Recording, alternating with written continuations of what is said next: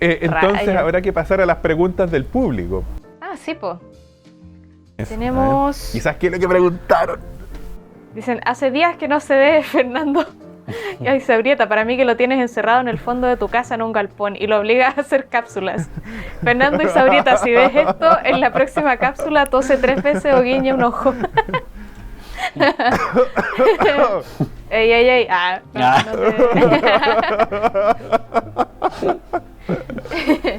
Ya no vas a tener tu ración de comida hoy día, Fernando.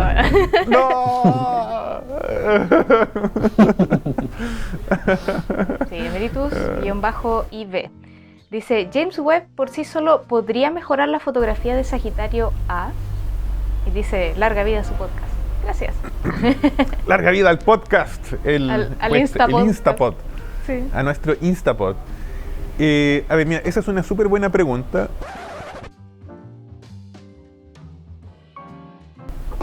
Pero hay que verla con cuidado. Lo primero es que no le hemos tomado una foto al agujero negro en nuestra galaxia, así que no es posible que mejoremos esa Algo foto. Que no existe. Aún no hemos hecho esa foto.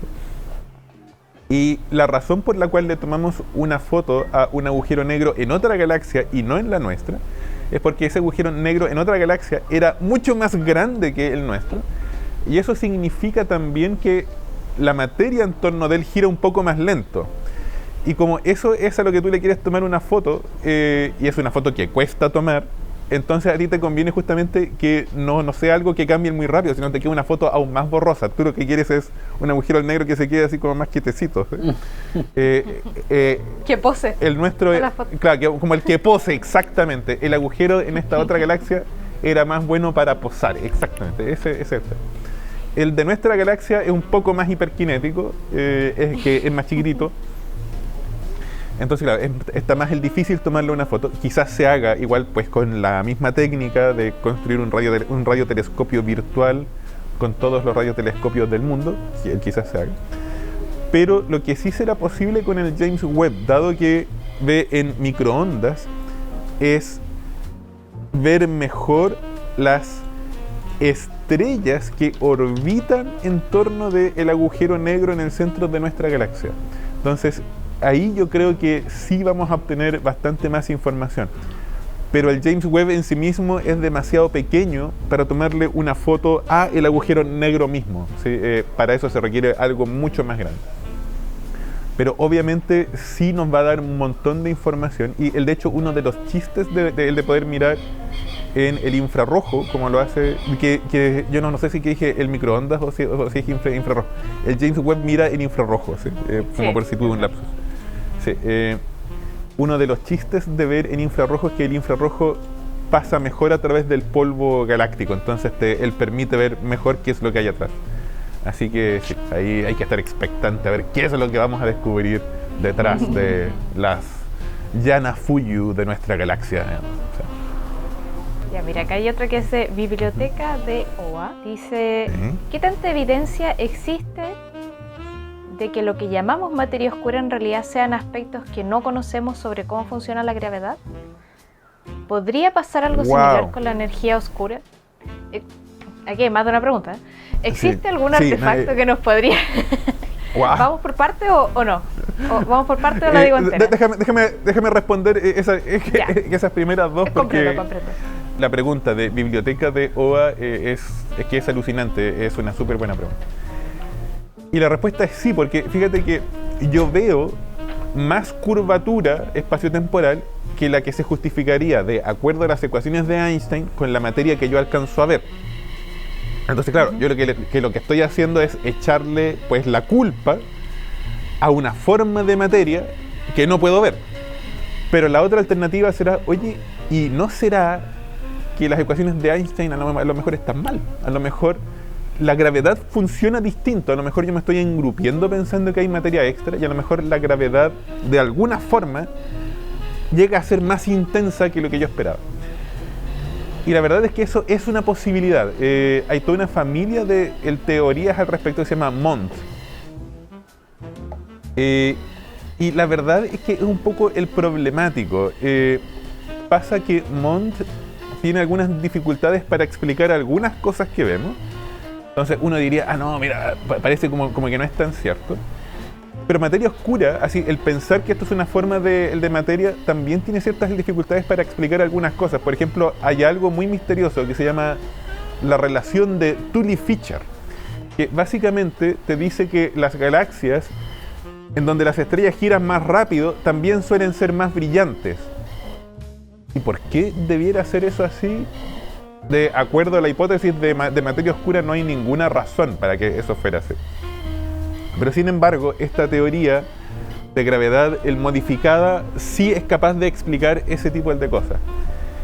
Y en fin, y hay otros detalles también. Entonces, por ejemplo, es muy probable, y esta es mi conjetura personal y es la conjetura también de otros científicos, que a lo mejor pasan ambas cosas. A lo mejor hay alguna forma de materia que no vemos, pero a lo mejor esta forma de materia curva el espacio-tiempo de una manera distinta a lo que hace la materia ordinaria. Eso es una hipótesis que a mí me gusta bastante, que es algo así como de materia oscura superfluida.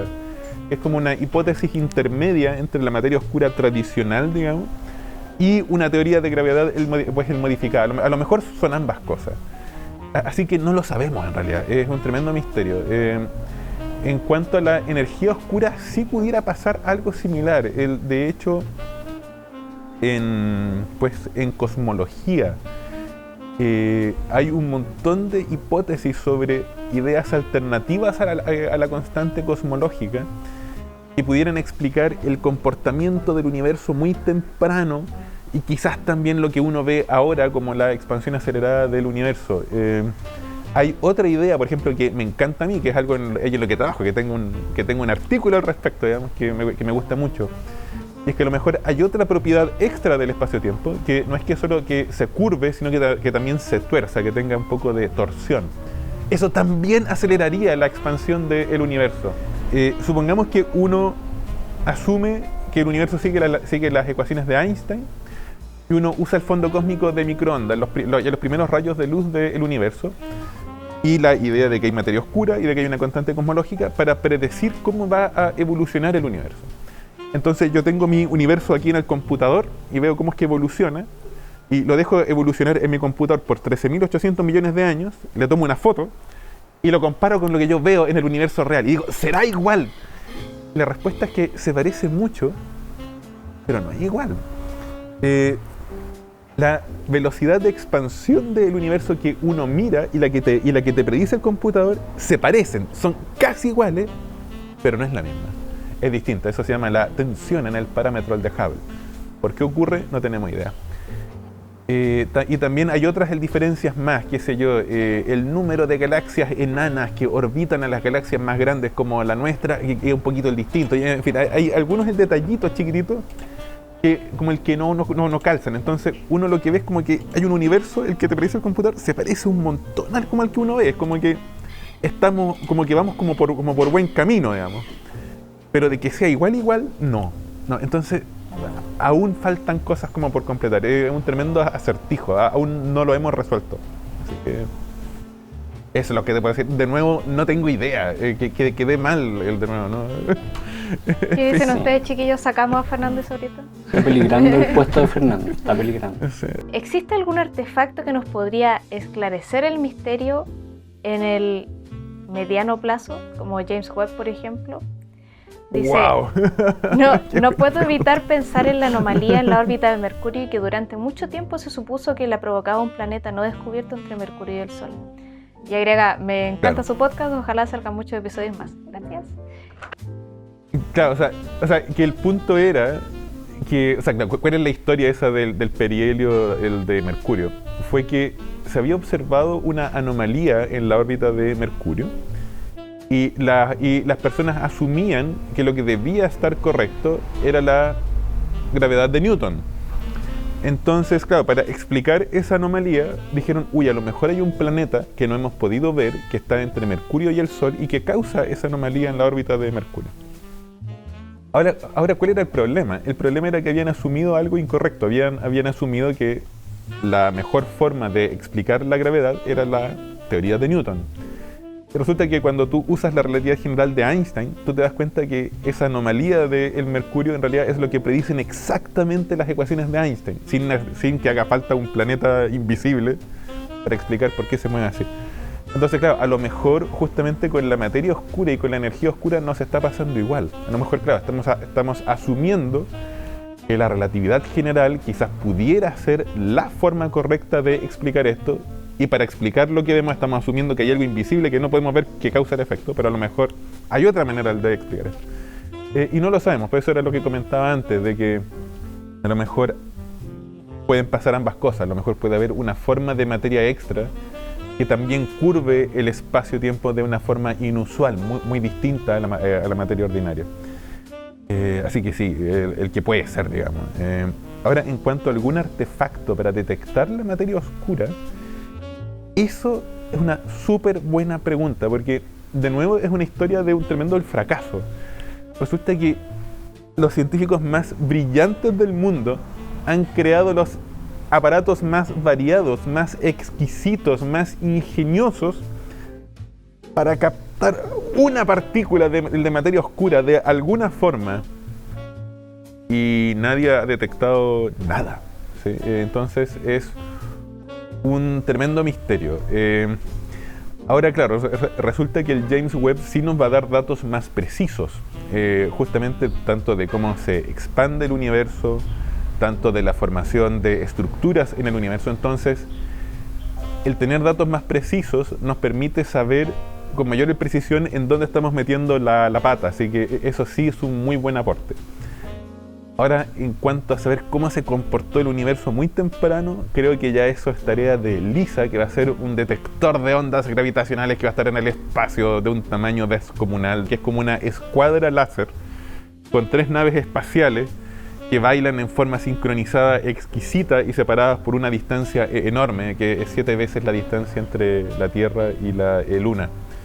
Este aparato obviamente que va a estar orbitando el Sol, es una cosa gigantesca, ¿sí? Así que de eso yo esperaría bastante luz para aclarar este misterio. Pero a priori se ve muy difícil, y de hecho ahora acaba de pasar, ahora hace unos pocos días, una cosa muy curiosa, y es que hay una partícula fundamental, hay unas partículas fundamentales que son los bosones W de la interacción débil, que les acabamos de medir la masa y aparentemente su masa es distinta que la que predice el modelo estándar.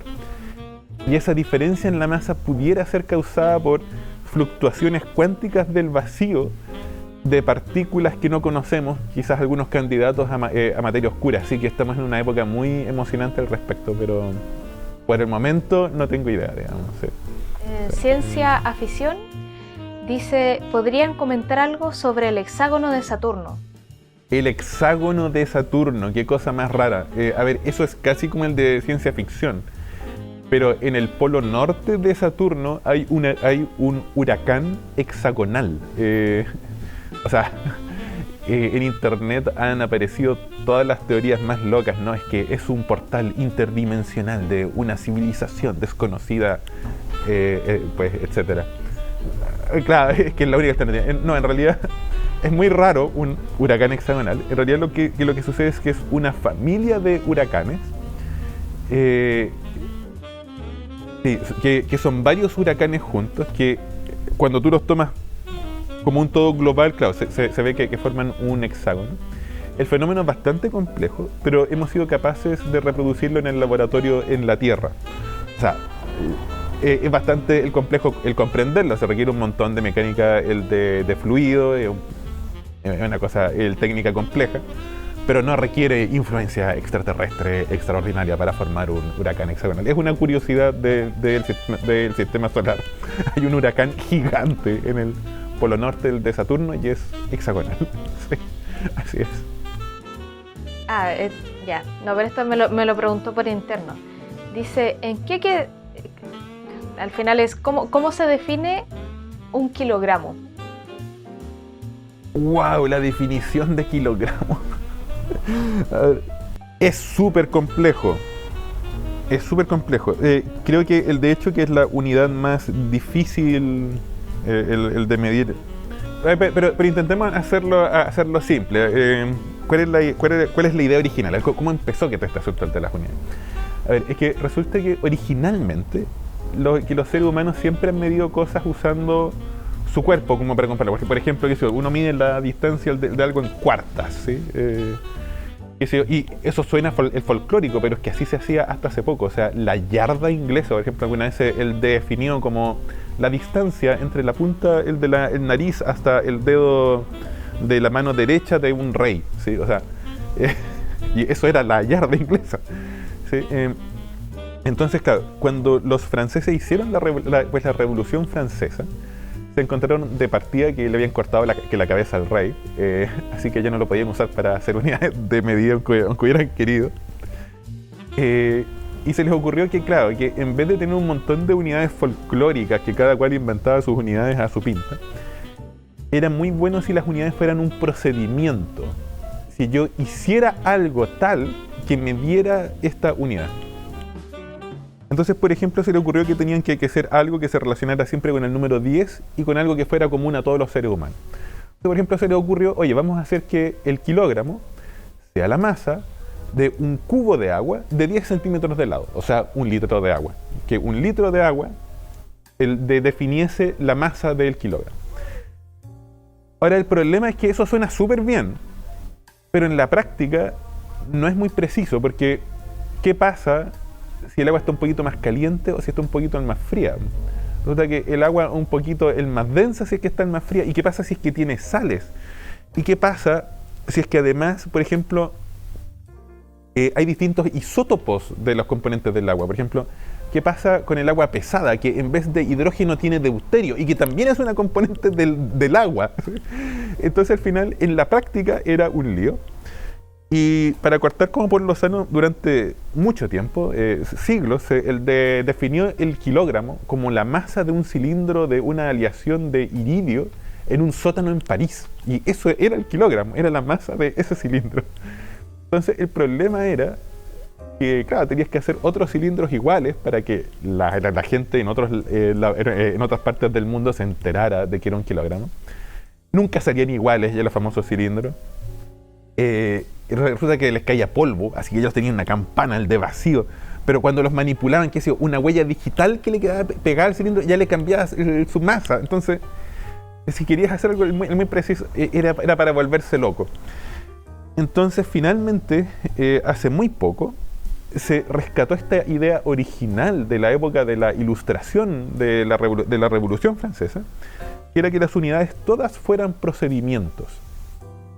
Y lo que se dijo es, mira, usemos el universo para que nos dé las unidades. Vamos a decretar, por ejemplo, que la velocidad de la luz es este número preciso, que la constante de Planck es este número preciso, y etc. Así con las constantes fundamentales de la física.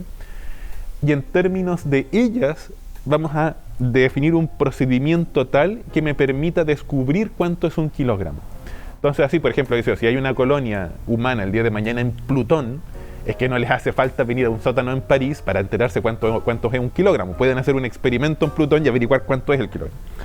Entonces, el procedimiento al final está basado en dos cosas.